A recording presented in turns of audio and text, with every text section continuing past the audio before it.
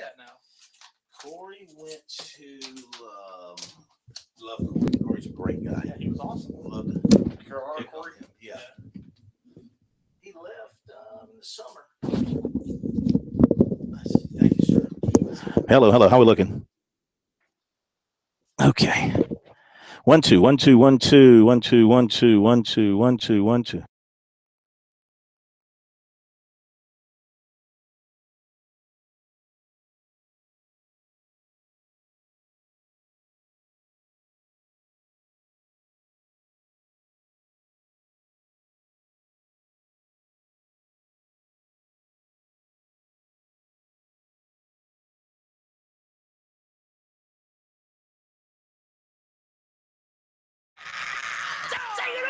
Gear up for Sports Talk on the South Carolina Radio Network. It's your final word on sports all across the state. Be a part of tonight's show. Call us at 800-956-7266 or email talkback@sportstalksc.com. Now here are your hosts, Phil Kornbluth, Kevin McCrary, and Tom Hayes. Well, I mean, I think we got to go play some games before I can really give you a true assessment of that. But, I think we've got a lot of experience coming back. And I think that we have the potential to be very good offensively. That's a big, shocking statement.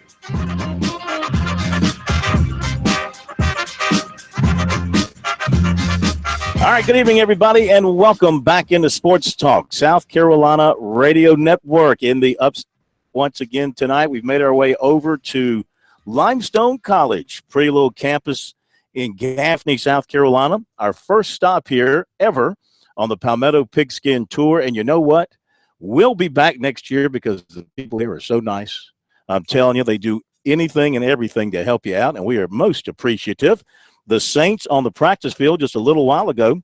Saw them come off. The coach is dripping sweat. Looks like they put in a hard day's work outside, getting ready for their opener coming up this weekend against Shaw University in Durham at 1 o'clock. Coach Mike Fury, got to be the best name in the state for a football. Last name of Fury in terms of head coaches.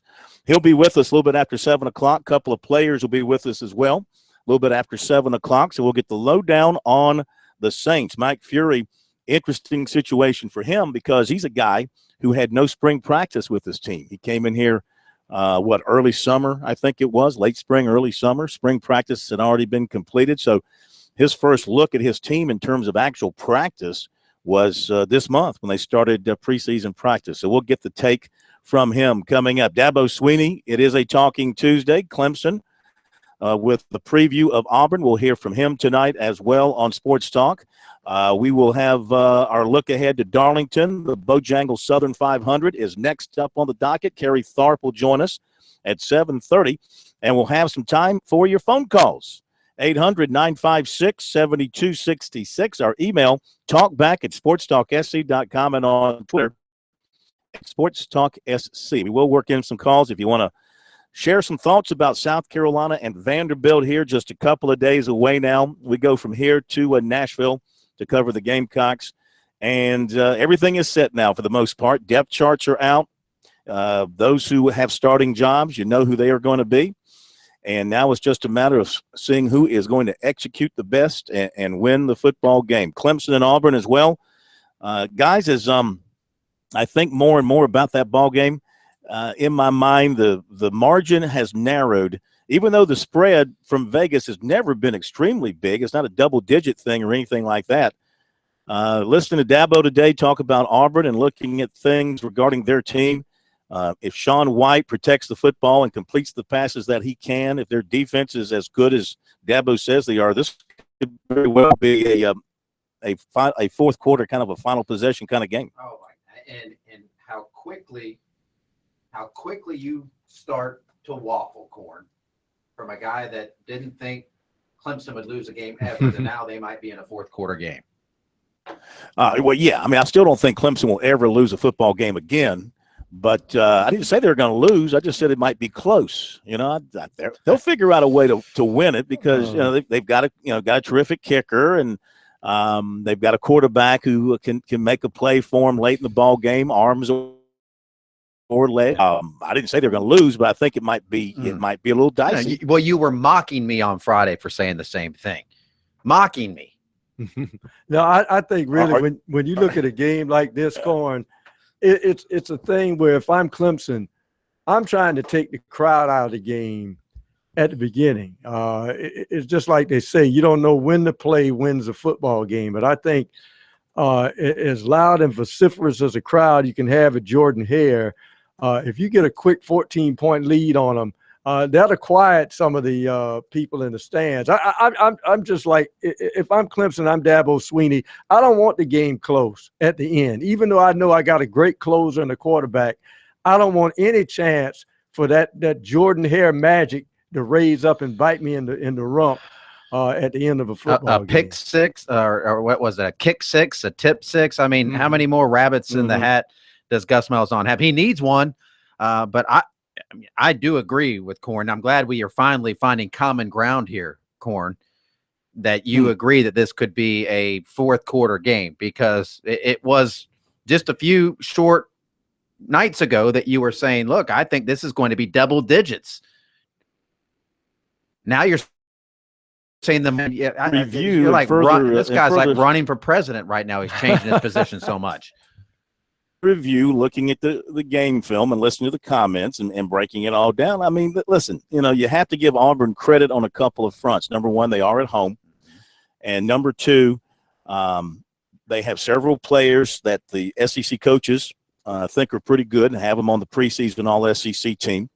The quarterback has played. It's not like he's going to be jumping out there totally brand new. He's got some work behind him, so he's earned his stripes a little bit. Their offensive line is big and experienced. Really, it's the defense, though, that got me thinking. The defense, and then the little bit of issues that Clemson is having on defense. They're trotting out a couple of defensive ends.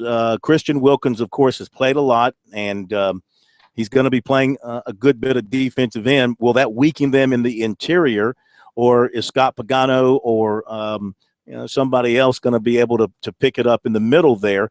You move one guy who's a strength to another position, does it necessarily weaken the position he leaves?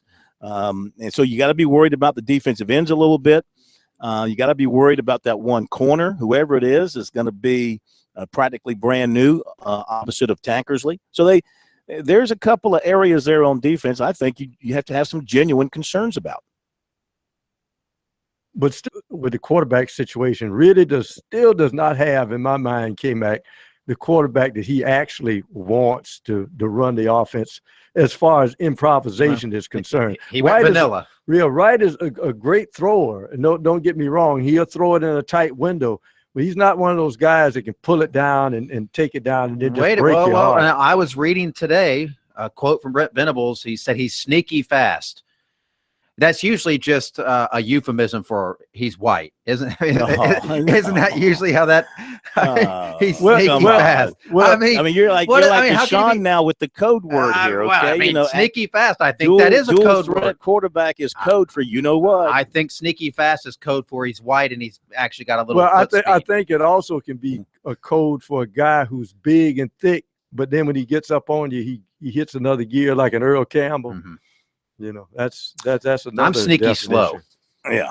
No, you're not sneaking up on anybody. No, you're obvious slow. There's no sneaky slow there. All right, 800-956-7266 is our phone number. SportsTalkSC.com and on Twitter at SportsTalkSC. We'll hear from Dabo Swinney coming up in just a little bit. Few different segments from him in terms of various pieces of discussion. As far as any news coming from him tonight, from his press conference, pretty much everything has been said. He didn't reveal anything new regarding any injuries or anything like that. They're in pretty good shape overall, health-wise. Offensive line is as it should be. Guillermo is back fully ready to go at center. Receivers, quarterback, running backs, tight ends, they're all good. Of course, we know on the defensive side, Bryant remains out. He is making progress with his rehab. Edmund is getting healthier as well, so he may. I think he may be available to play some at the cornerback spot for the most part, with the exception of Bryant being out. That's the most significant loss for them in the preseason at this point. They're in pretty good shape. He feels good about having Corey Wiggins back now to use him as a safety, maybe even as a nickel. So feels like that strengthens the team too. And he also said in terms of the approach, nothing's changed with them. The fact that they had such a great year, played for the championship last year. He says, he's as hungry as he's ever been, and the approach is the same as always, as he feels at Clemson is, losing is not acceptable in any particular game, and that's the approach they'll have going in. All right, we'll hit a break. We'll be back from Limestone College in Gaffney in a moment.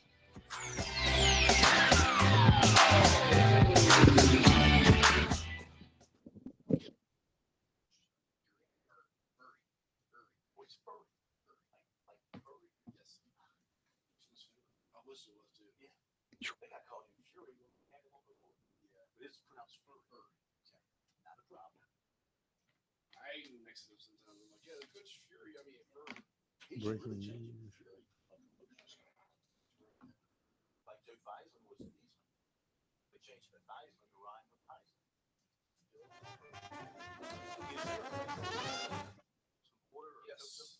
$36. Water, Diet Coke, anything you got is cold. Yeah, Diet Pepsi. Yeah, I'm not one of those. I'm not allergic to either one. A Diet Heineken. They're actually making a Heineken Light now. I didn't know that. Yeah. All right.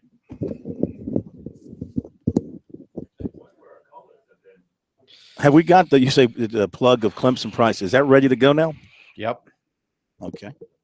I'll let you explain how we're doing it. How many footballs do we have? I don't know. I have to go back there and count. We're just doing it. We have enough to give away one this week. Okay. And next week, well, we can do it for the All big ones. We don't have to do it for. No. I'd say if we this one, I'd say Louisville. I'd say Florida State.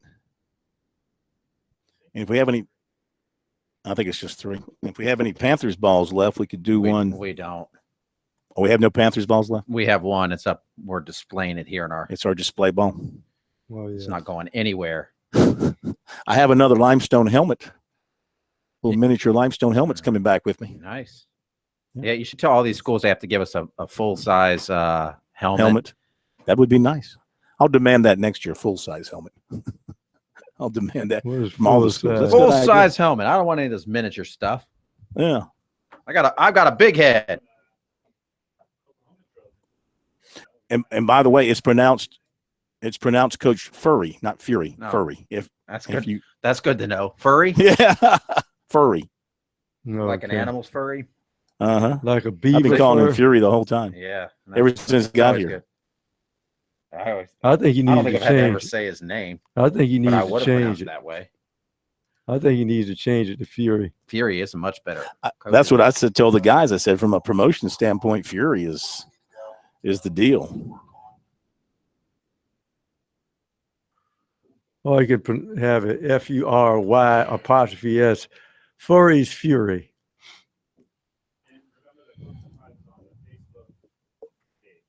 I'll let K-Mac explain it. Yeah, I think I understand. If I mess it up, you can jump in and correct. Did you see where Leo Mazzone was named a special advisor to Furman baseball? Leo. It's Mazzoni, isn't it? Yeah, Leo's a Mazzoni. Is it Mazzoni? Get one name right tonight. He's been gone for too long. Yeah, actually, he was with the Orioles for a while, and then I don't know, then he bounced a while. Yeah, apparently he's a real a-hole. They're gonna have a rocking chair for him in the Furman dugout, so he can rock up to his heart's content. That's what I tweeted. The Furman dugout's going to be rocking, and somebody's Big. I don't think assistants or advisors get to sit in the dugout. It's like you just ruined the whole thing. There's always that one guy. Big Notre Dame fan, Leo Mazzoni.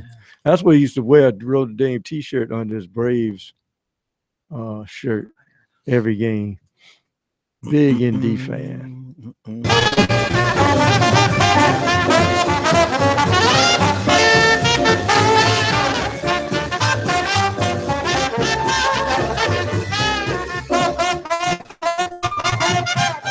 We are back. Sports Talk, South Carolina Radio Network. We are at Limestone College tonight. We're in the field house.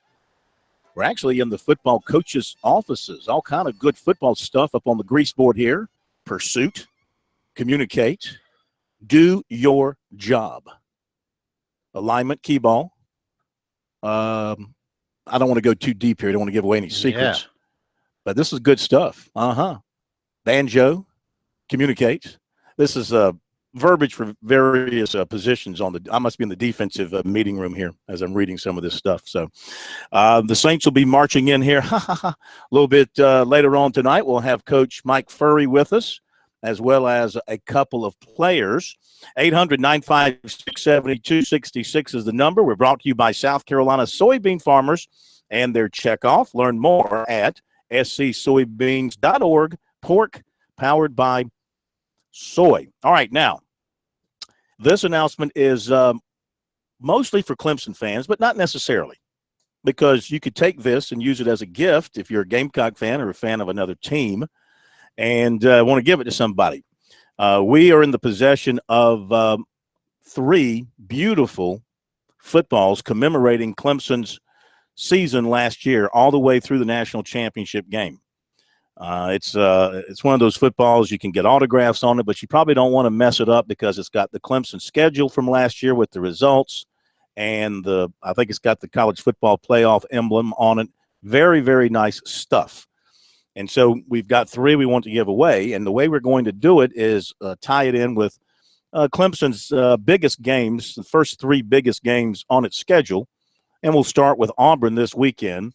And what we're going to ask is for you to send in your prediction for the game, points both ways, your prediction for Clemson, your prediction for Auburn, and whoever is closest will win the football. Simple as that. Now, K-Mac, tell them how they win it. Yeah, well, your prediction, one place in particular, you have to go to our Facebook page.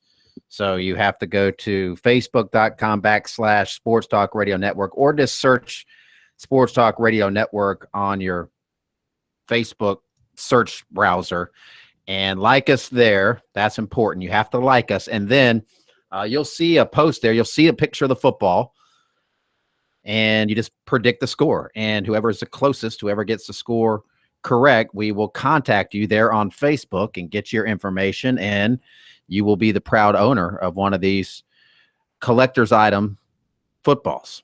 Mm-hmm. Yeah, it's really a beautiful, beautiful piece of well, not really memorabilia because it wasn't used for anything, but it's certainly a representative. It's a representative of Clemson's season. Well, it was never kicked. It was never thrown. Actually, I kicked a couple of them around the office. Oh, did you? I got bored. Okay. Yeah. Okay. And I threw one the other day too. I was actually throwing it at Jared's head, and I missed, and it bounced off your desk, and yeah. You're gonna now it has a mark on it. Okay. Yeah, it's got a little a couple of them are scuffed, but that's okay. I kid. They're not scuffed. These are all meant. They actually come with a little case that you can keep it in. I mean, it has the mount, so I mean, this thing's gonna come out of the box and right into the special place in your home office, your man cave, your kid's room, your wife's room, your girlfriend's room, wherever. Yeah, it's first class all the way, no doubt about it. It's a great collector's item. Or again, if you're a Gamecock fan, you win it, you don't want it. Certainly you've got somebody in your life who is a Clemson fan who you could give it to, or if you're a fan of some other team in the state. But anyway, get your pick in. Go to our Facebook page, Sports Talk Radio Network. You'll see the place there to enter your pick. And whoever is closest in terms of point differential, I guess, total point differential. And then how do we break ties? We'll probably just put their names in a hat and draw one of the names out of a hat. But, yeah, the point differential is the way to go. Yep. And I guess you can only enter one time. We're kind of making up the rules. We're like NASCAR, kind of making up the rules. Well, I say point differential, though. But if you go 21-19, I mean, whoever's the closest to the actual score. I mean, you're saying point differential, you're getting a little confusing. Just whoever. Well, no, because let's say you predict 21-17. All right. And the actual score is 28. And you say Clemson 21, Auburn 17. And the actual score was Clemson 28 and Auburn 14. So I guess you take the difference between the two scores, add it up, and that's your combined difference. Yeah, I guess. We'll figure it out. We'll figure out who. Yeah. Just go to Sports Talk SC on your Facebook page, like us, and give us your score prediction. In complete honesty, we threw this together in like the last 5 minutes. I think we just did it on the air. You never know that this is not a well planned out promotion here. I'm glad y'all told me. I wouldn't have been able to I mean, tell. here we are, like talking about this is a story meeting. We're storyboarding right in front of you. Yeah, we're just trying to get rid of the footballs. They're taking up valuable space in the office. Indeed. Yeah. All right. 800-956-7266. Some news notes to pass along to you. First of all, guys, National Football League, boy, tough day. If you're a Minnesota Vikings fan, and one of my boys here is a Minnesota Vikings fan. He's got his head down on the table now. They're going to be shopping for a new quarterback, it looks like. Well, Sean Hill is a pretty good quarterback, but he's 36 years old, a kid out of Maryland years ago. But, Teddy Bridgewater, and here we go with this magical thing that happens in the preseason, non-contact injury, significant injury to the knee. You feel bad for Minnesota Vikings fans because you finally got hold of a franchise quarterback moving into a brand new multi-million-dollar stadium, and the quarterback won't be able to play. Maybe it's a season-ending injury. We won't know that for the next few hours or so, but they say it is a significant injury, and they had to send the ambulance to pick him up off the practice field. And they stopped the practice immediately at Minnesota because of the team just hit a low when he went down. I can understand. He is their he's their hope. He's their hope for the future, and he was doing a nice job. And then we got a couple of really ugly stories in college football. A Baylor wide receiver beating a dog, suspended for 3 games. What in the world is going on at Baylor? There's something in the water in Waco. I'm convinced it makes you crazy. In fact, they had it on video because I think this beating of the dog had happened some time ago, but it's on video. Yeah, and Jim Grobe said all the wrong things. It's just a mess. Well, he treats the dog pretty nice as long as he doesn't. Yeah, that one time. Yeah, one time. But 3 games, that's it. I mean, I don't. Whatever. And then you've got a linebacker at Southern Cal suspended. He's being probed for sexual assaults. So 2 of them. Yeah, that's plural. Assaults, yeah, multiple apparently. So that's not good. Let's see. As far as anything else around here, note out of the Citadel. This was in the Post and Courier that the school is considering tearing down the visitors' side at Johnson Haygood. Make a decision by the end of the week because of flaking lead paint, which is a health hazard, discovered on the east side of the 21,000-seat stadium over the summer. Fans were not allowed to sit there during the Sertoma Classic earlier this month. So they're talking about tearing this down before their home opener September 10th against Furman, and then having the Furman fans sit on the home side, where there are about 10,000 seats on the home side. Well, that's interesting. So where the Citadel fans going to sit? Issue. They're going to mix in with the Furman fans. That's not a good thing. You're asking for trouble when you put Citadel fans and Furman fans together. Who knows what can happen? And another big story today too. Steve Spurrier he's pouring the salt all over the Gamecock fans' wounds right now, admitting today that he pulls for Clemson on an ESPN interview. He's pushing his book. No, he did not. Maybe he's thinking that Clemson fans buy books too. But he said he pulls for Clemson sometimes. He admitted that he pulls for Clemson. I will take a guess on the 2 games that he probably pulls for Clemson. North Carolina being a former Duke coach, and probably Florida against State. FSU. Yeah. Those 2. Yeah.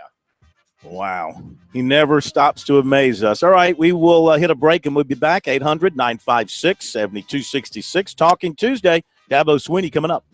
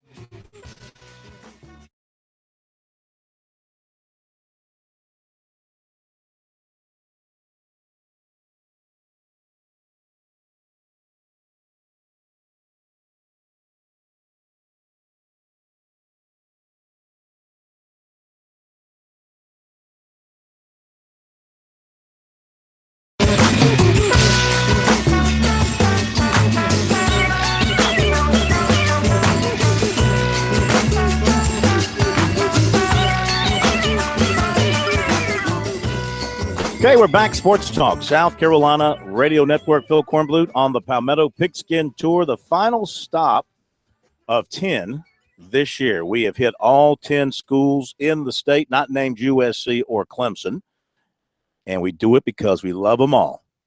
They practice hard, they sweat hard, they hurt, they cry, they rejoice, they play the game just like the other two schools do. So we give them their due and their credit for providing us with great enjoyment and excitement during the football season. We are here at Limestone with the Saints.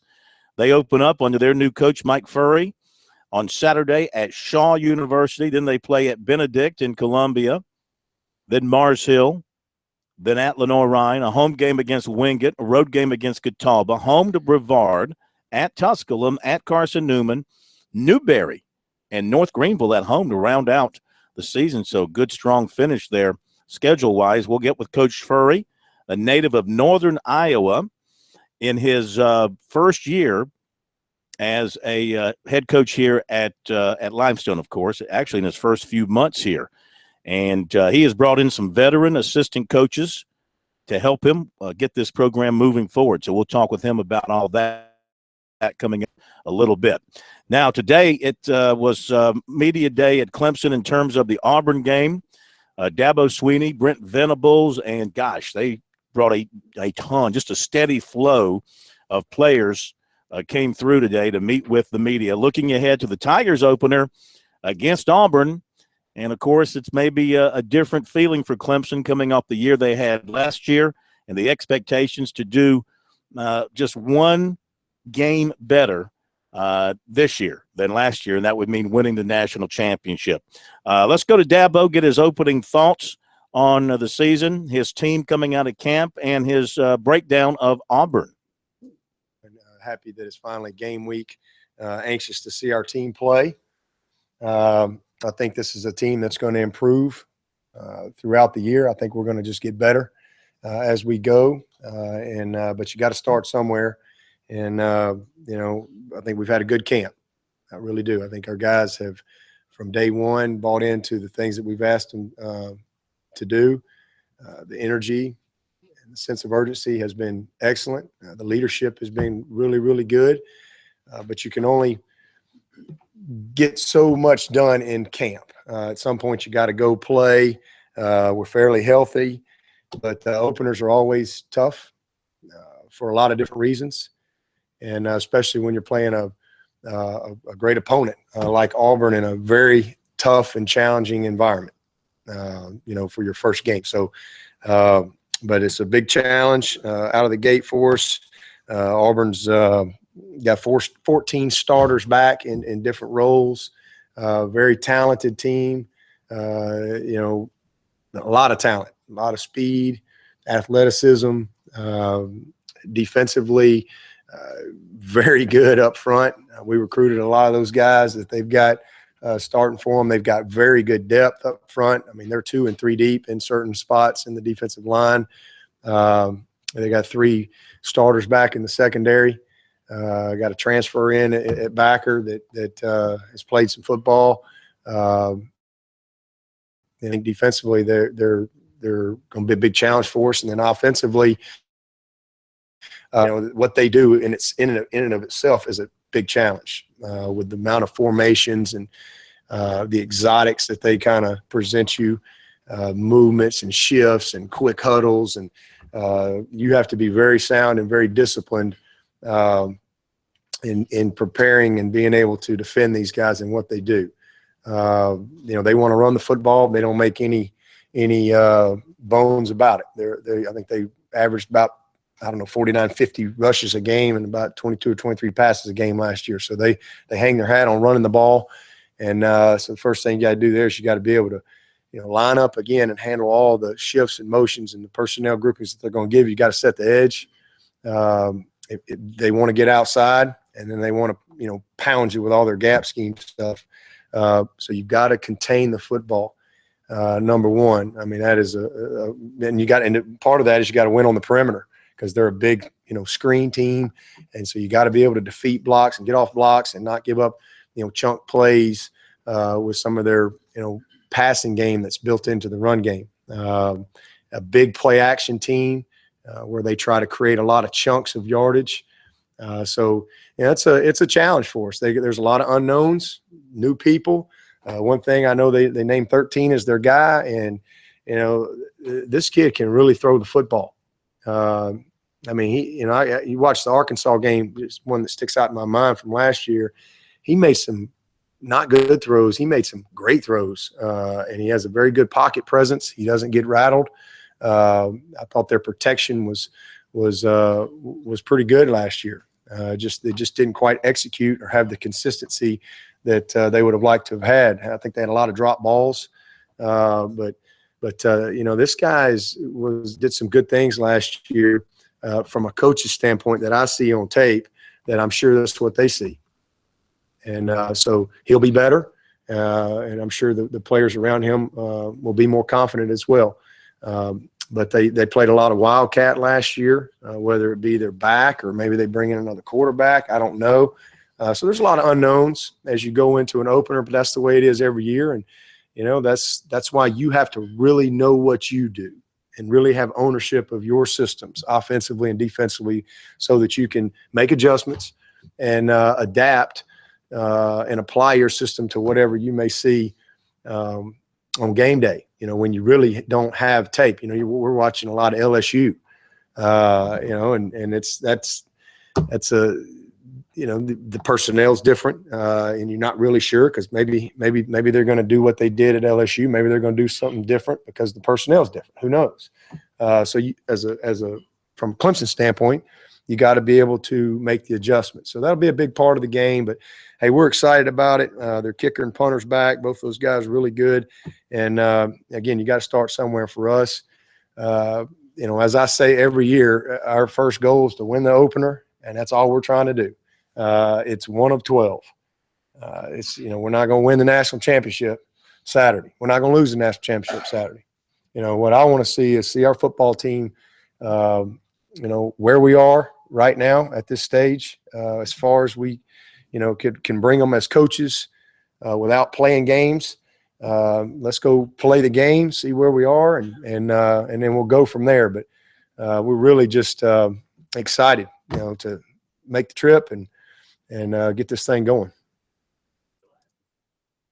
All right, Dabo Swinney from earlier today at Clemson. More from him coming up in just a little bit, so you can hear his optimism and his directness in talking about Auburn, realizing that he is walking into an SEC pit on the road at 9 o'clock. 1,000 fans there, probably 75,000 will be Auburn fans, but they're doing an orange out there at Auburn. So Clemson should feel right at home with all the orange around them. They just, the booze and everything will be, a little weird to them and from that standpoint with seeing people in orange booing them. Case, this is a team that really shouldn't be affected by that because of what they went through last year. And even guys like Taylor Hearn, who's now a first-time full-time starter at left guard. I mean, he played a lot last year, so that shouldn't really bother him. Mike Williams has been in big games, even though he missed almost all of last year. He's been in that setting before. It really shouldn't bother him. They don't really have anybody who's brand new who hasn't played some significant snaps in big games. But I mean, I'm jogging my memory. Their toughest road game last year in terms of atmosphere was probably Louisville. Their biggest games were site, the ACC championship, the Orange Bowl, even the national championship. Obviously, there were more Bama fans there than Clemson fans, but this will be different. Now, Watson's freshman year, he played at Georgia. He played a lot at Florida State. He's going to be fine, but I do think there's going to be some other guys looking around there at that stadium, Jordan Hare, which is one of the tougher venues in the country. That's going to be a factor they haven't seen in a while. All right, we'll be back. More sports talk coming up from Limestone College and Columbia. Be right back.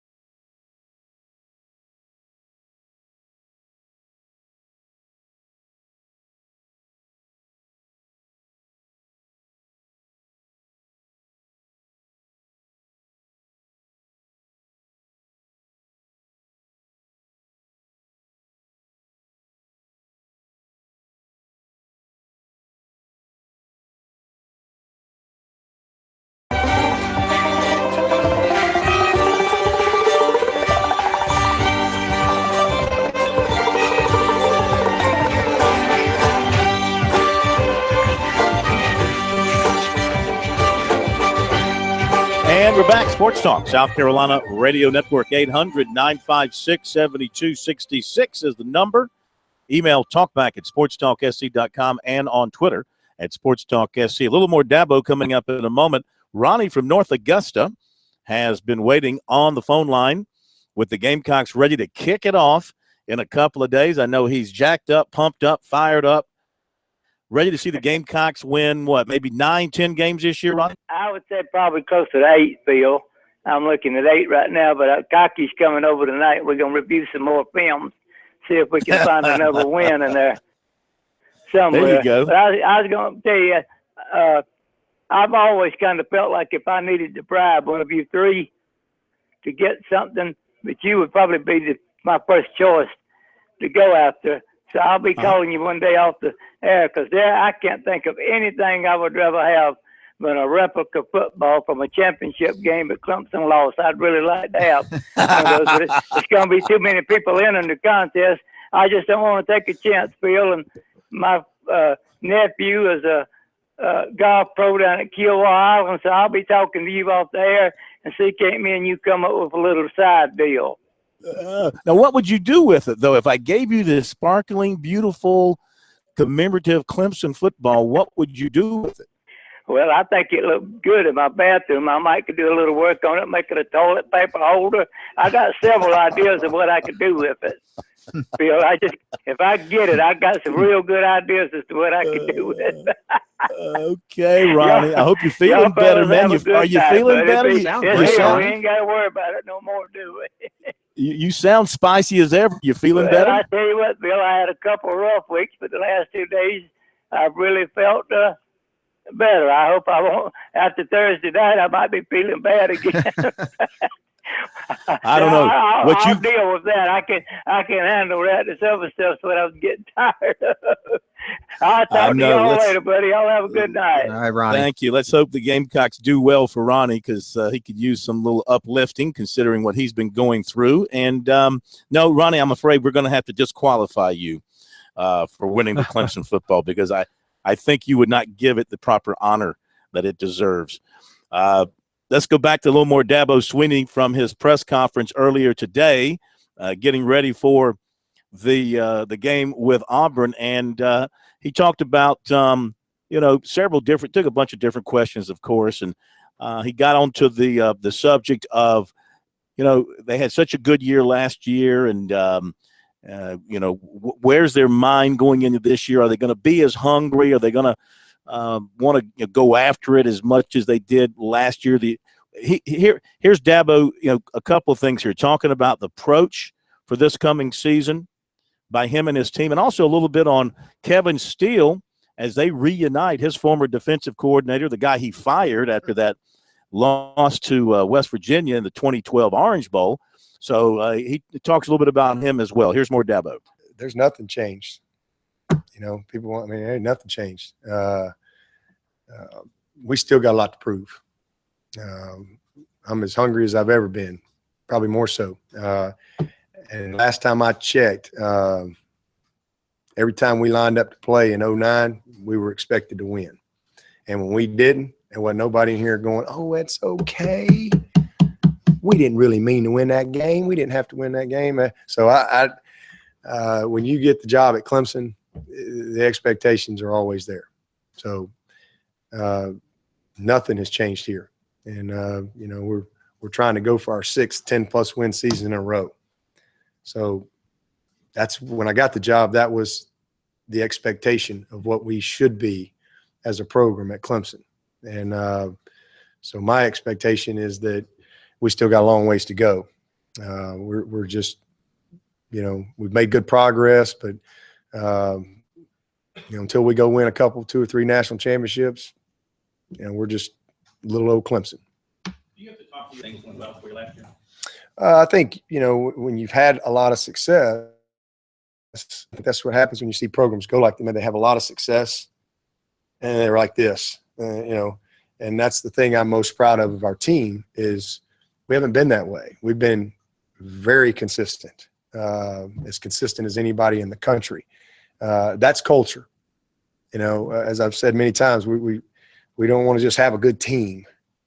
we want to have a great program. And when you have success, that's the thing you got to always guard against is complacency. And that's what coaching's all about. That's just the daily climate that you create. There ain't no complacency around here.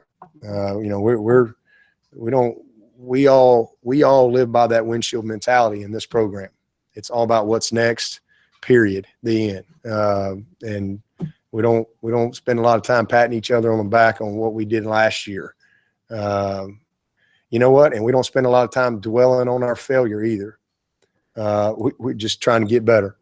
And I think if you're any type of company or football team or whatever, when you're going to maintain any level of consistency, you got to always keep getting better. And that's what, when people start saying, well, man, they're a great program.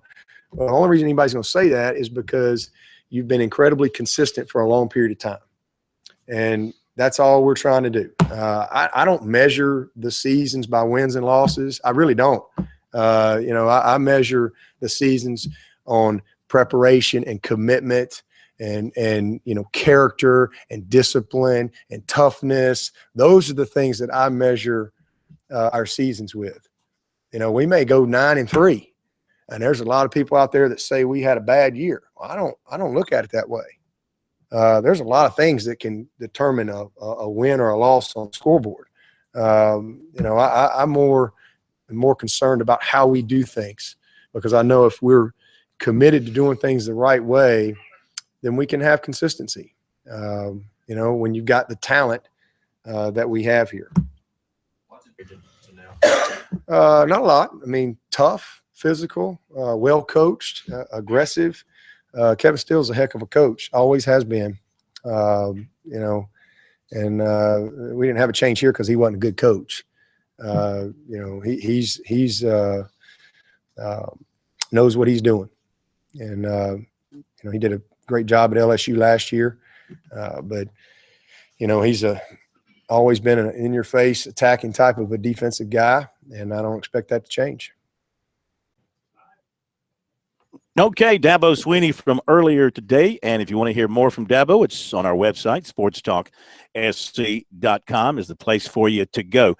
Let's give you a few recruiting notes here on this Tuesday evening. Defensive back Marquise Bell of Bridgeton, New Jersey, who's had December 1st set for his announcement. He's got his 5 official visits that he's had set up. Michigan, September 24th. Florida, October 8th. Maryland, October 22nd. Clemson, November 12th. Ohio State, November 26th. He says nothing has changed. He talked to Brent Venables the other day. He talks to recruiters from all his finalists. And he said the kind of season each school has this year won't affect his decision. It's more about the official visits for him. Shelby is down to Clemson, Tennessee, and Georgia. He'll announce his decision at one of his upcoming games. This from Paul Strelo of Tiger Illustrated. He also plans to take officials to all 3. 2018 defensive end Xavier Thomas of Wilson plans to be at Auburn Saturday. 2018 receiver Jordan Adams of Blythewood was offered by Ole Miss on Monday. Also has a USC offer. In basketball, USC offered 6'10" Jordan Pierce of Scotch Plains, New Jersey. Temple, East Carolina, Monmouth, Florida Gulf Coast, and Stony Brook. And 6' Jordan Davis of Irmo committed to Dayton last weekend while on an official visit there. There you go with recruiting. Don't forget to check it out all the time on our website because, as you know, recruiting never rests. And neither do we. On our website, SportsTalkSC.com. And on Twitter, use the hashtag STRecruiting. When we come back, the Saints will be here. Coach Mike Furry and a couple of the players, the 2 captains, one from offense, one from defense, will join us. Looking forward to chatting with them next here on Sports Talk.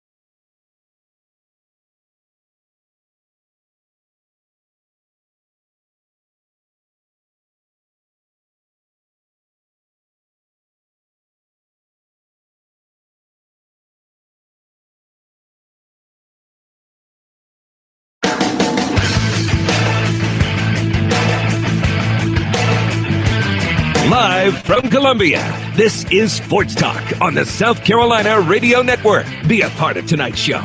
Call us at 800-956-7266 or email talkback@sportstalksc.com. Now, here are your hosts for Sports Talk, Phil Kornbluth, Kevin McCrary, and Tom Hayes.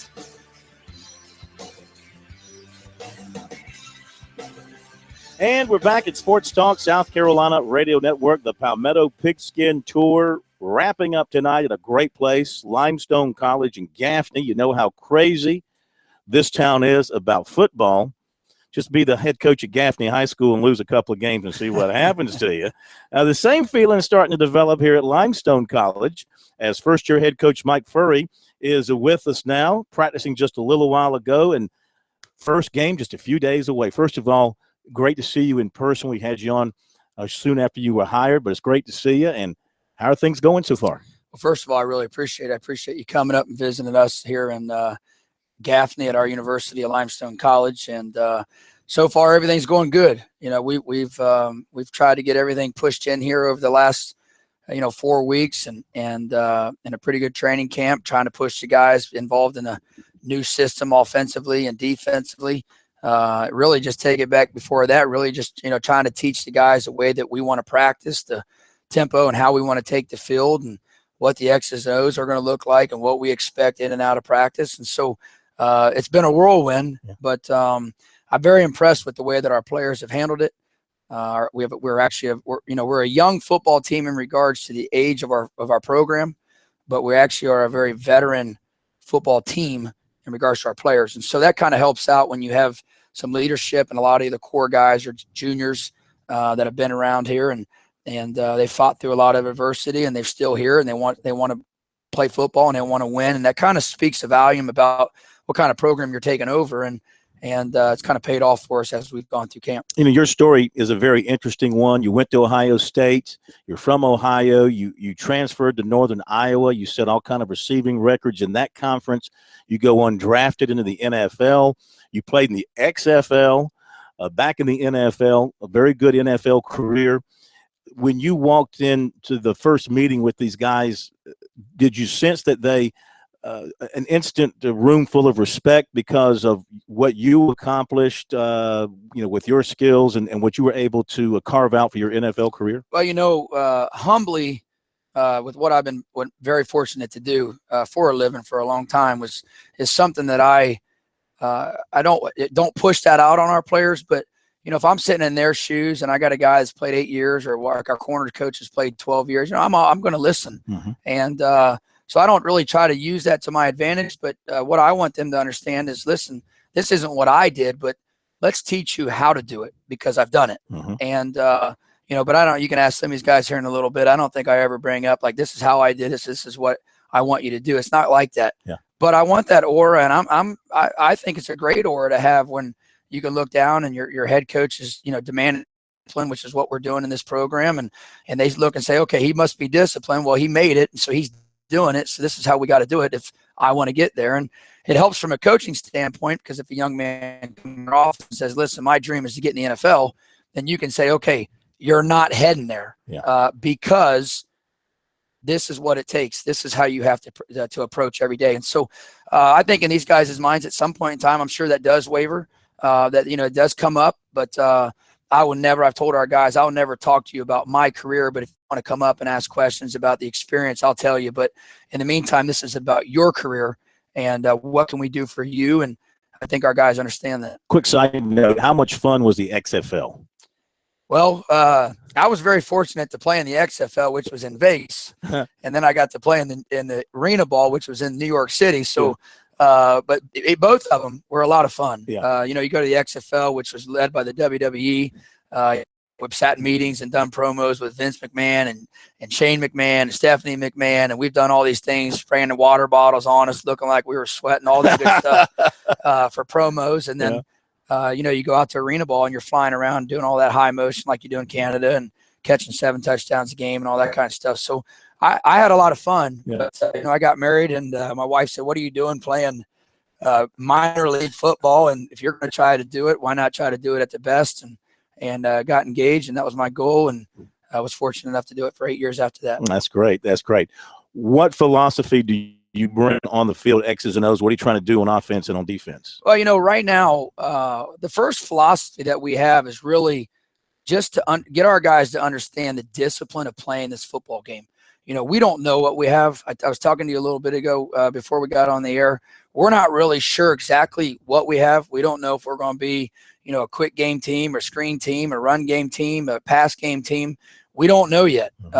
We have an idea, but we won't really know the exact tools until we get out there on Saturday and the lights are on and the silks are flying around. But our philosophy right now is to play as fast as we can, execute at a high level, move the football, keep the defense off their toes and run around, tire them out, and score some points. And then on defense, really, to be honest with you, just cause havoc, confuse them, and make them make really good plays and really tight windows, or run through some people that you better run through, in which we feel comfortable enough up front that we have some guys that can hold that up. So, again, that's a philosophy that we have not seen in action yet. So I'll be able to answer that better with you on Saturday night when we're done. Yeah. But right now we're going in. That's kind of our mindset of going to work and executing at a high level. So at this stage of the week, going into your first game, do you feel like, okay, we're ready, we got everything implemented, they know what they're going to do? Or are you more like, gosh,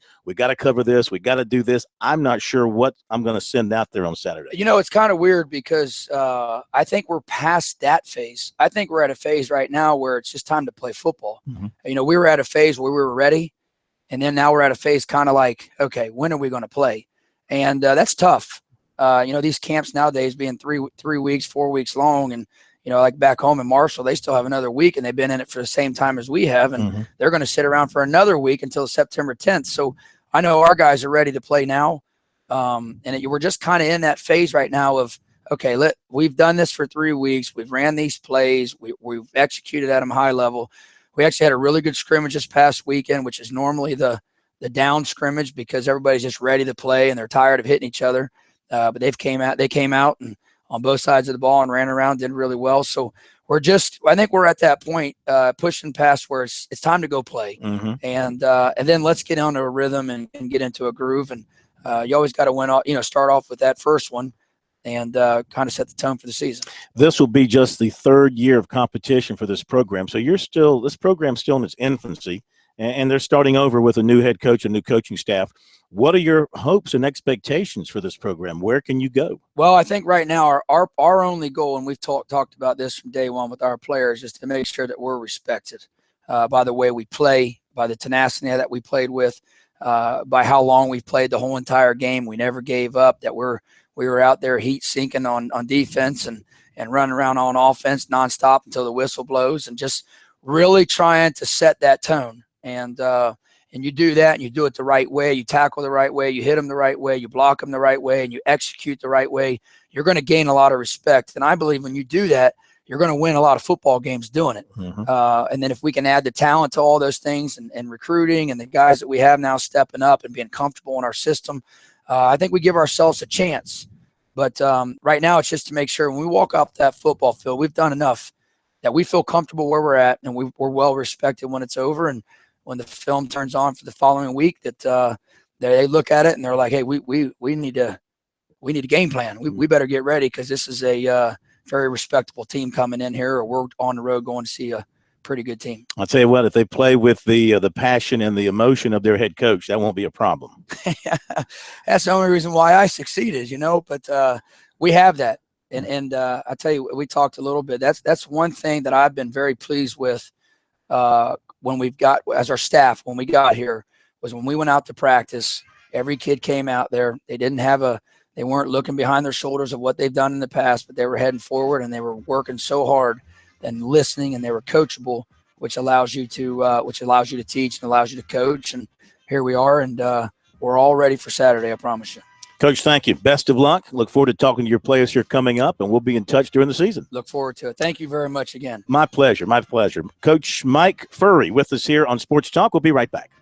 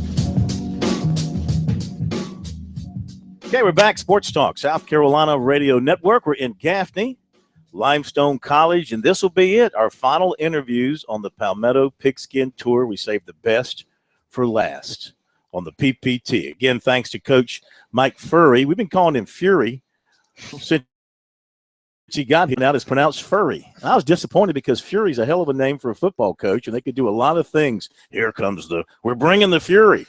You can do a lot of things with that promotionally, but it is Furry. There is a Fury in the NHL, he pointed out, so he didn't want to be confused. Now we're joined by the two captains for this year's Limestone football team. On the offensive side, redshirt junior Jacob Davis, who is 6'5", 275 out of Franklin, North Carolina. And on the defensive side, middle linebacker Logan Studley, 6 feet, 235 out of Salisbury, North Carolina. Good to have both of you guys with us. Jacob, let's start with you and talk about the preparation offensively and kind of where you guys are now, just a few days away from the season opener. Well, since Coach Furry's gotten here, we changed the offense a good amount. Like he said earlier, we're really up-tempo now, and it was kind of hard for the offensive line in the beginning because we had some big guys and had to get into shape, and that's what we're working on this summer, where a good amount of us stayed here. Mm-hmm. But it's been a good transfer between offenses. We are really picking it up, especially this last week. Like the scrimmage Saturday, everything really came together in today's practice and everything. We all seem to be picking up pretty well, and we can't wait for the game to see what it's like in real live action, and we're all ready for it. Well, I know when you're being recruited for college, they say, hey, don't pick a school because of the coaches, the recruiter, whatever, because they might not be there, for the whole time you're there. But the bricks and everything else will be there. I'm trying to spit it out. And my point is that you guys came here at the beginning. You've been here from the start, and you've already had to go through a coaching change situation. So, Jacob, what was that like, seeing the initial staff come and go, and now you've got the new guys here? Well, a lot of the guys, they had a hard time with it, but my dad was kind of helping me out through it, telling me because he played college football, and he played at Florida, but it's a business. He went through coaches. This is my second offensive line coach, my second head coach, my third offensive coordinator. Yeah. So I've been through a lot, and really, I'm looking forward to be a coach one day. So it's helped me pick up some different things from all of them, and but it's kind of helped the players bond. Like offensive guys, we've been through so much together and so many different changes. Now that we have a really good feeling about Coach Furry and the offense that we're running right now, and we're all here, we're all bought in. We can't wait for it. Who's your dad, and what position did he play at Florida? Jim Davis, and he played guard and then ended up playing tackle his senior year. Did he play for Spurrier? No, he played for Galen Hall and Charlie Pell in the 80s. I got you. Emmett Smith's freshman year was my dad's senior year. Oh, okay. Yeah. Okay, very good. Now, Logan, defensively, how are you guys together again? Much like the offense, sort of starting over again. The slate was wiped clean. Fresh start for you guys. What's it been like? Right. And it's always hard when you try to learn a new system. So it's a little bit of a learning curve when you first start practicing. But our biggest thing we had to learn how to do is just to practice efficiently. We had to learn how to practice at game speed, no matter what you're doing. If you're doing a walkthrough, it's still game speed. You still need to be running on and off the field like you're playing a game, and every rep like your last. So that's probably the biggest change other than the scheme, that's probably the hardest thing we've had to go through is learning how to practice the right way. Yeah. And what about the scheme? What were the changes? We changed a lot. It's like a completely different defense. It's kind of unique in its own way. So changing from our old 4-3 that we were to the new kind of like hybrid defense is very different than what I was used to. You think the whole defense was used to. You think it fits you guys better, the scheme that you're doing now? I do. I think with some of the athletes that we have around on the defense, that this is the scheme that's going to work very well for us. If you could characterize this defense in terms of a fast defense or a physical defense, how would you break it down? We're taught to play at 1,000 miles an hour, always. So we always try to go just full out every play, no matter what. So relentless. We'll go with relentless. Yeah. Are you kind of a leader in that category? Are you kind of the guy that they look at? They named you captain, so you must have been doing some good things. Oh, I don't know about that. I just try to do my job every play. That's one of the main things we stress is you always got to do your job. Don't try to do anybody else's job for them. So have you always played Mike linebacker? Yeah, since about middle school. So okay. So you came up through the position. do they? I mean, are you the guy? I'm looking for stats here. Are you kind of the leading tackler? Are you the guy that kind of stuffs the run in there for them? In the new system, it's kind of everybody gets in on it. I wouldn't say I would be the leading tackler. No, I would say everybody does their own part. It's one of the big things is it should be everybody, not just one person making all the plays. Yeah, you're right. It's spread out. You had 40 tackles last year, yes, 7 for loss and a sack. So we got to get you a pick this year. Yeah. Have you ever had a pick? Not since high school. Okay. Yeah. Got to get you a pick. Jacob, you guys are going into year 3 playing. You had that first year where you all were redshirted. You've won maybe, 3 games, 4 games? You got 4 wins in your first 2 seasons. So I know you're hungry for victories. Do you see this year as kind of can it be a quick turnaround with the new coaching staff? If you've looked at Coach Furry's past Kentucky Christian stuff, he turned them around. We're really focused on the first game, Shaw. We're just focused on getting that first win under the belt and focusing after that. We're going to go week by week. But it's not going to be like last year. I can promise you that. But we're focused on Shaw the first week, and we're focused on getting that win. Yeah. Y'all opened last year with a win, if I remember correctly, and then it kind of went down. What happened after? And how did it get away from you guys last year? From looking back at it now, just probably lack of leadership and lack of experience, and because we were all, we're sophomores, but that's no excuse. But look back at it now, we should have done a lot of things different. But I can't give a specific reason why. I just know that this year is going to be better. Logan, you guys are like an expansion team.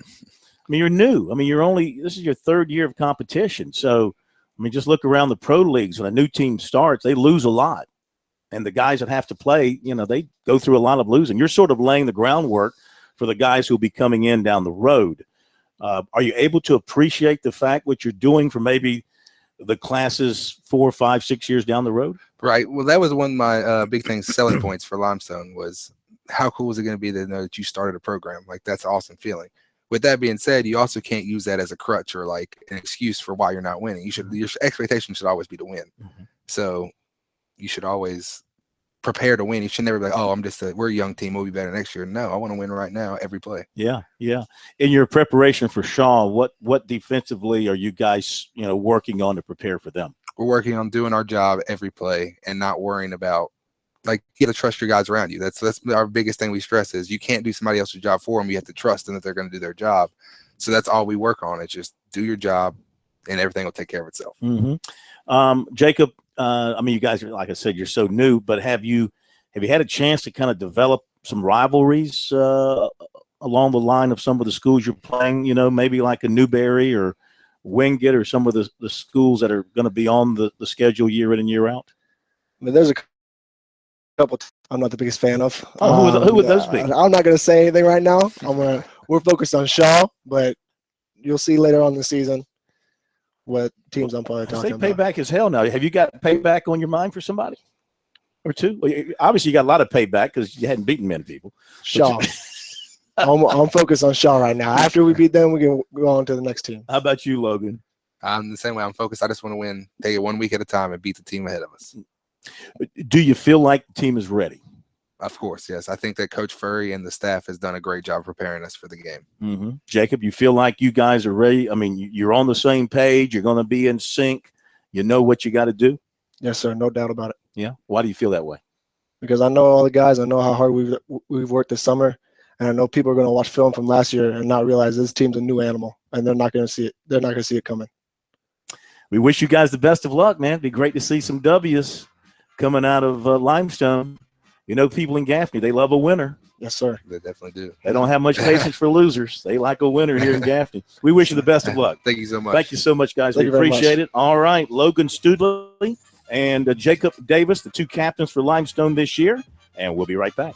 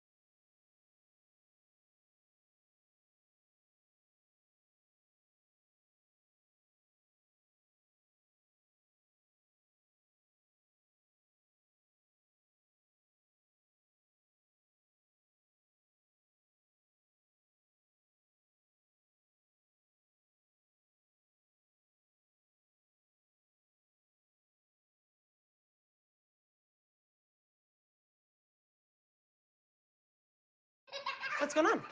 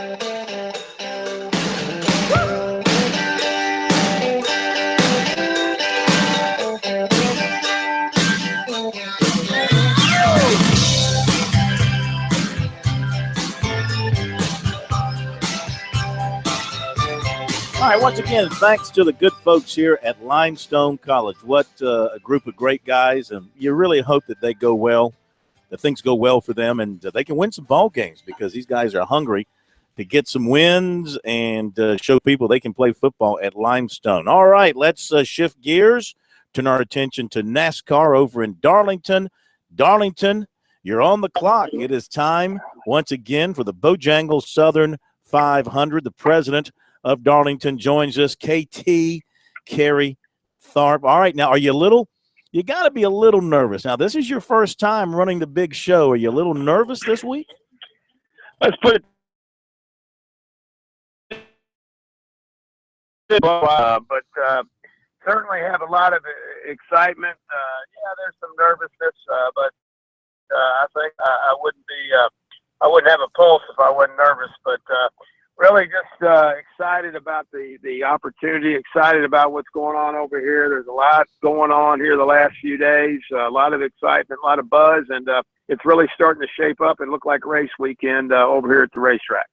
Yeah. What things are you doing now this week, you and your staff? What are the final touches that you're taking care of? Well, certainly really starting several weeks ago, we really started to try to make sure that the facility was going to be race ready this week. And that had a lot to do with maintenance and landscaping and just general, general work on making sure that the facility was ready to go. Yeah, I have walked across this facility time and time again. I've been here a lot over the years, Phil, but never seen the property like I have the past several weeks. There's a lot of land here and a lot of property that we have here at the racetrack, and have to make sure that all the parking lots are ready and all all the different camping areas are ready, and all the hospitality areas are ready, the suites and the press box and everything. And so, it's really just kind of touching base and making sure that the I's are dotted, the T's are crossed, and so far I think we're shaping up and really starting to look like a beautiful facility. Oh, I'm sure. Is there anything the race fan needs to know that is different this time than in the past? Well, I think we still have the throwback theme. It'll be year 2 for us, and that means that we'll have upwards of 36 to 37 throwback paint schemes in the Sprint Cup Series and about 12 to 14 in the Xfinity Series. And I think the fans will get a kick out of that. The fans are still going to get an opportunity for some of the legends and the Hall of Famers to sign autographs soon in the fan zone. We've got a great fan offering out in the Midway that Fanatics puts on for our fans and memorabilia. The pre-race concert with Kansas, that'll start around 4 o'clock on Sunday for the fans that are inside the racetrack. But I think it's going to be, a pretty cool event for us. And certainly on Saturday, we had the Xfinity Series race that'll be run that afternoon. And then that night afterwards, we have the Southern 500 Parade that'll start around 6:30. That'll start in downtown Darlington and come all the way through Darlington up into the racetrack. And we'll have upwards of 20 floats, including some of the Hall of Fame legends. We've got about 6 or 7 members of the Coastal Carolina baseball team that'll be on one of the floats that won the College World Series. We're going to recognize Coach Gary Gilmore Sunday before the race at the Bojangles Southern 500. So, we're trying to do as much as we can to obviously observe the past, look at the present, take a look at the future as well. But I think there's going to be a lot of things for the fans to enjoy this weekend when they come to Darlington. Sounds like it. Who do you have on the Sports Talk float in the parade this year? Well, we were thinking about having you up there with the professor, but K-Mac got his feelings hurt because we only had room for 2, so we may have to wait and maybe put you guys in a Chevrolet convertible is what we're thinking about doing. And maybe you guys could escort, the lady in black. Who knows? But you know what, Phil? Anytime you guys want to be in our parade, we will let you be in our parade. You will never rain on our parade. I can tell you that. Well done. No Dale Jr., I guess it's the first time in a long time he hasn't run a race scheduled at Darlington. That's the downside. Flip side is you get Jeff Gordon. I guess Jeff Gordon's going to race this weekend? Yes, he is. He announced last week when Dale announced that he wouldn't be at Darlington, that Jeff Gordon would be driving the 88 Gray Ghost Chevrolet. And I know Dale's very disappointed he can't be here. I know he told me on several occasions, even during his recovery here from concussion-like symptoms, that he really wanted to be back at Darlington. It just didn't work out. So it's unfortunate. He did so much for us to promote this event back in the spring and did our commercial. And I'm sure fans have seen it a lot over the past several weeks. He really is a big historian of the sport, so he knows the history of Darlington. So I know he's disappointed he can't be here. But like you said, on the flip side, there's not too many sports organizations that can go to the bench and pull a Jeff Gordon off the bench and drive for one of your superstars. And so we're excited to have Jeff Gordon driving on Sunday. A lot of people thought that last year was his last time at Darlington, and how things sometimes work out. So who's to say that he won't be a factor this weekend? I believe he's won here 7 times already. So he will be driving the 88 Chevrolet this weekend. That'll be exciting. Let me ask you this, for a guy who, of course, worked in the NASCAR organization before coming to Darlington. What's the feeling in the organization these days when one of the newbies gets his first win? We saw it with Kyle Larson this past weekend at Michigan. When that happens, what's the feeling like inside NASCAR headquarters and around the sport and the organization when they welcome in a first-time winner, especially a young, budding star as he is? Well, it's a shot in the arm is what it is, Phil. And Kyle Larson had been knocking on the door for a couple of years, come close in several races. And for him to battle, he was battling another youngster, Chase Elliott, down the stretch there on Sunday at Michigan. And so for him to win like that is a really cool thing for the sport. It gets him into the chase. It's a new face. It's someone that here, he's going to step in and be a star in the sport here in the next year. So it's really the NASCAR welcomes that. They welcome first-time winners in the sport, and so it's exciting. And so for him to be able to punch his ticket in the chase here towards the end of the season, who's to say somebody else might not do it Sunday night? We're only down to two races before the chase field is set, so. It's getting down to the nitty gritty. So, we could see a new winner Sunday night here at Darlington. All right. And from your time around the track, how's the track look to you? What kind of shape is it in? And how fast do you think it will be when they get to qualifying on Friday afternoon? Well, it's in excellent shape. In fact, I just was out there here about 30 minutes ago, to be honest with you, and the track looks great. It's going to be fast. I think it's going to be hot. It's going to be slick. I think the drivers are going to have their hands full this weekend getting it situated. And I know that the drivers are looking forward to being at Darlington. Talking to those guys towards my last couple of weeks there at NASCAR, they were really looking forward to this race, and they love coming to Darlington. It's a feather in their cap if they can win here. And so I think the track's going to be fast, going to be competitive, and I think it'll put on a good show. All right. You still got tickets? We do have some tickets, www.darlingtonraceway.com. I will say that there's been a lot of activity over the last 5 or 6 days at the ticket office, but I would encourage fans to get online, get their tickets. Knock on wood, the weather forecast looks favorable, and so I think we're going to be in for a great weekend of racing. We look forward to being there. Wish we could be there the whole weekend, but we'll be there Sunday, and look forward to seeing you. Look forward to seeing you, Phil. I appreciate it. All right, KT, thank you. Kerry Tharp, president of Darlington. I cannot believe it's time once again for Labor Day rolling around. The Bojangles Southern 500 just adding to what should be a great sports weekend here in South Carolina. Thank you, KT. We'll be right back.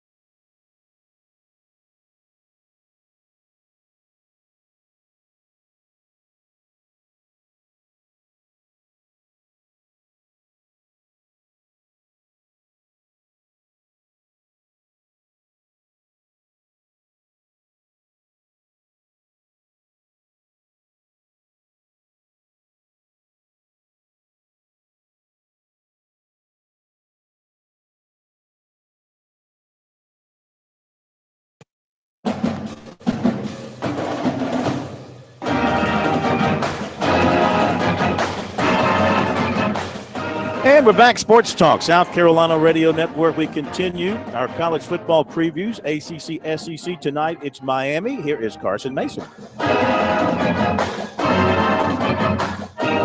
Former Georgia head coach Mark Richt is taking his talent back to South Beach as the new head coach of his alma mater, Miami.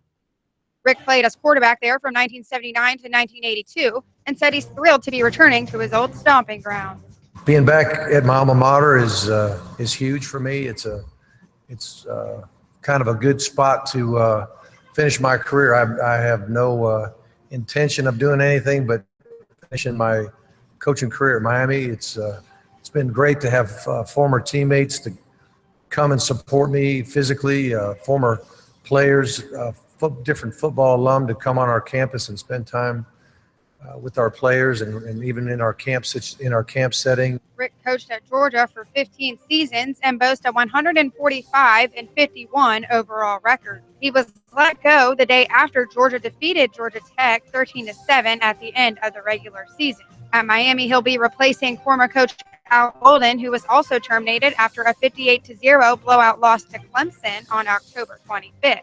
As a team, Miami is coming off of an 8-5 season where they finished 5-3 in the ACC, and they also lost the Sun Bowl 20-14 to Washington State. Believe it or not, the Hurricanes haven't had a double-digit win season since they went 11-2 in 2003. One thing Rick hopes to impact immediately is Miami's rushing game, which finished last in the ACC in 2015.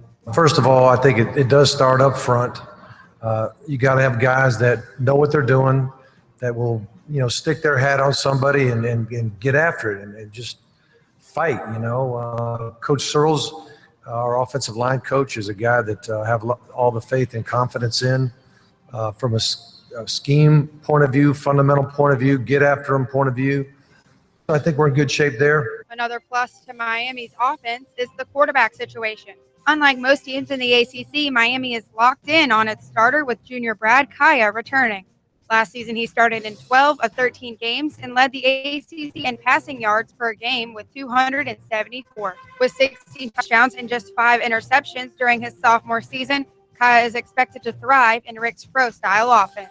He'll also have some returning weapons to take full advantage of in Stacey Coley, Malcolm Lewis, Braxton Berrios, and Lawrence Hager. That being said, Miami will have to replace over half of its secondary 4 defensive backs last season. Cornerback Artie Burns declared early for the NFL draft, while Tracy Howard, Deion Bush, and Dallas Crawford all exhausted their eligibility. Schedule-wise, the Hurricanes will kick off the season against Florida A&M at home and after the Hurricanes bye week, Rick will have to face his former rival Georgia Tech on October 1st. Aside from Georgia Tech, Rick said he'll have to take some time to adjust to the new playing styles of the teams in the Coastal Division. It's going to be the first time around for me in this league and playing the Coastal Division and, of course, crossing over with Florida State and NC State. And, I'm looking forward to it, but there's a lot of unknowns for me. I really don't know what to expect. I have a little bit of idea of what to expect with Georgia Tech since, like you said, been playing against them for the last, 15 years. So, but it'll be fun. It's a great place to play a game. One interesting note about Miami's schedule is the team plays all 9 of its ACC games in a row starting in Week 3 against Georgia Tech. From there, the Canes face Florida State, UNC, Virginia Tech, Notre Dame, Pittsburgh, Virginia, North Carolina State, and finish off the regular season by hosting Duke. For Sports Talk, I'm Carson Mason.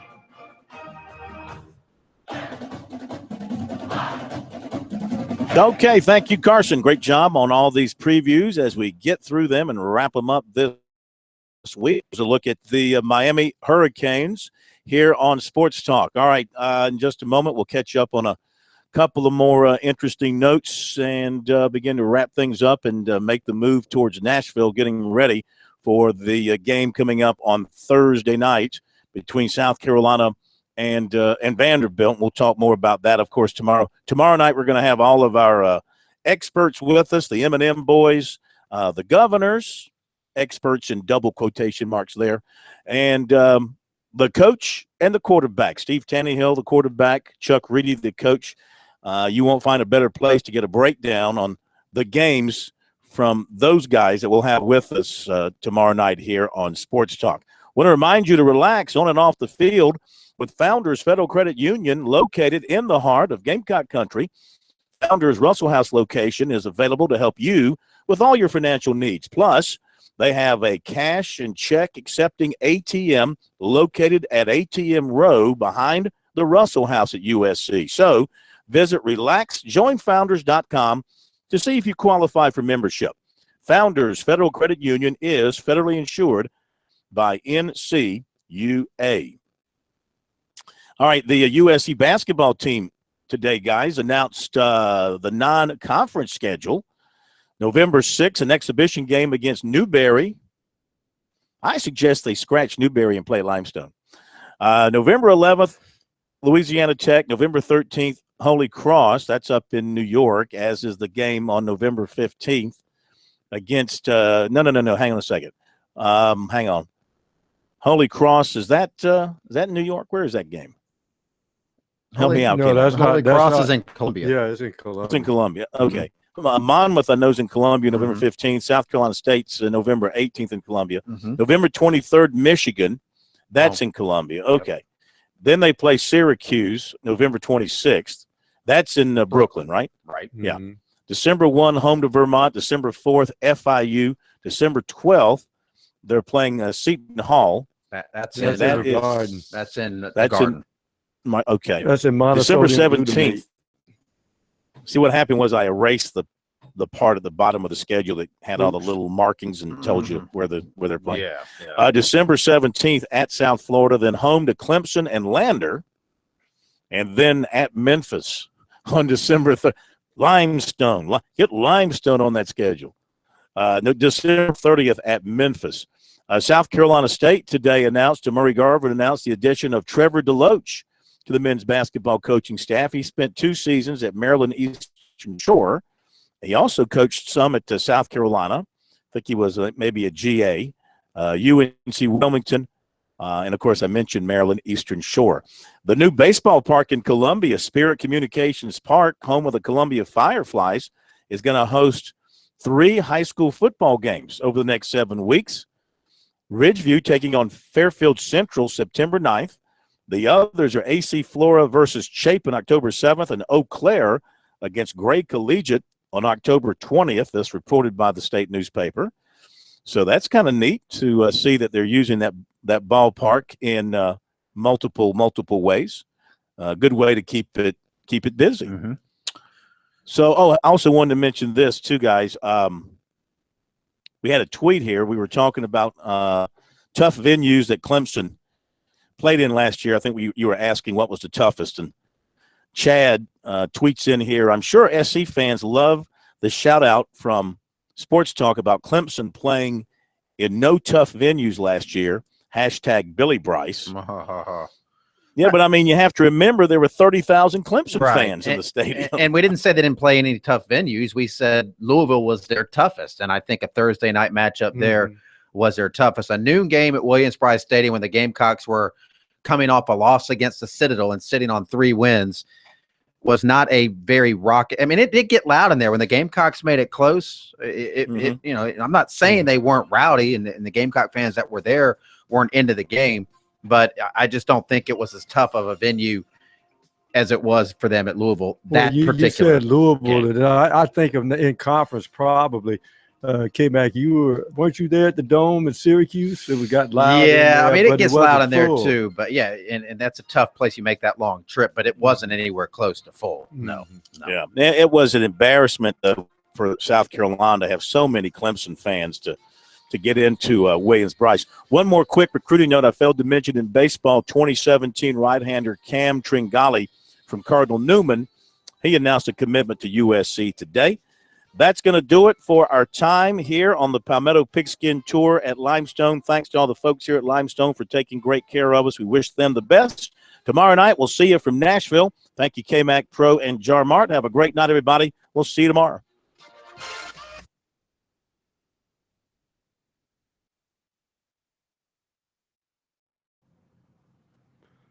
I see where Rich Rod put on the Gladiator uniform. and they took some promos out in the desert. Are you not entertained? Holding his sword and stuff. He may fall on that sword.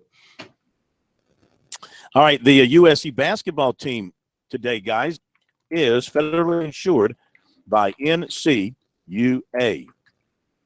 All right, the USC basketball team today, guys, announced all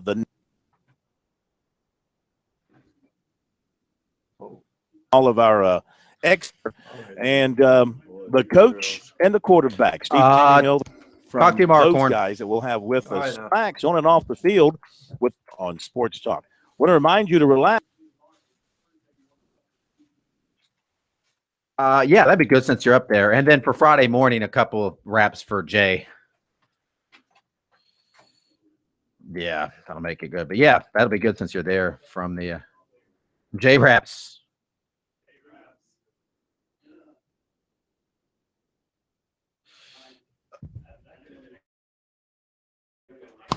J rap. You better J rap that thing up.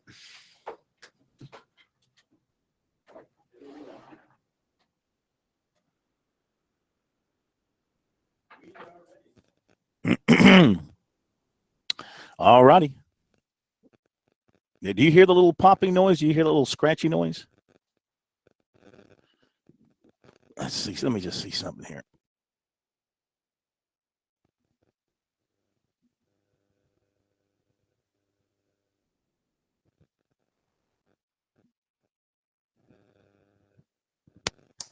Yeah, I still hear it when I unplug, but I can still hear it. I'll have to ask somebody about that.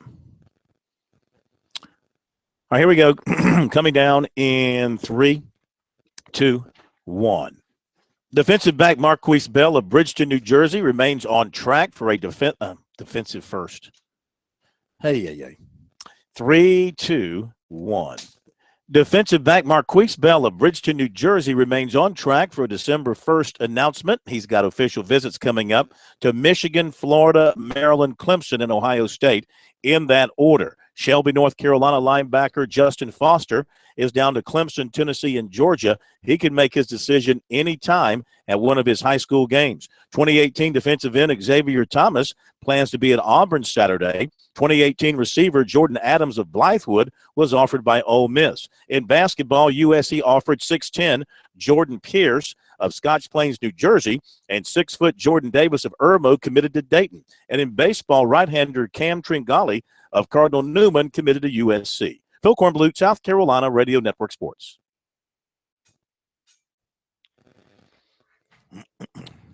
You said University of Southern California, so we're going to have to do that over again. Liar, I did not. You lying dog. USC is South Carolina, dude.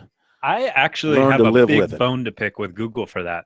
Because for me, USC is South Carolina, and every time I say USC football schedule, it brings up this dang team that I've never heard about called the Trojans, that I don't care about either. Now, South Carolina's in that. South Carolina, in terms of notoriety, is in an unenviable defensive position. Back Mark, because you can't call outside the state, you can't call them USC or Carolina because they refer to other schools. You can call them Gamecocks, and that usually. That usually covers it for him. Okay, yesterday? Yeah, I did just what you said. I just walked in the entrance, and I just walked in the entrance. Got you in? No, I just straight up walked up. Hey, are you finished with me? Yeah, we're good. Okay. Yep. Talk to you tomorrow. Bye.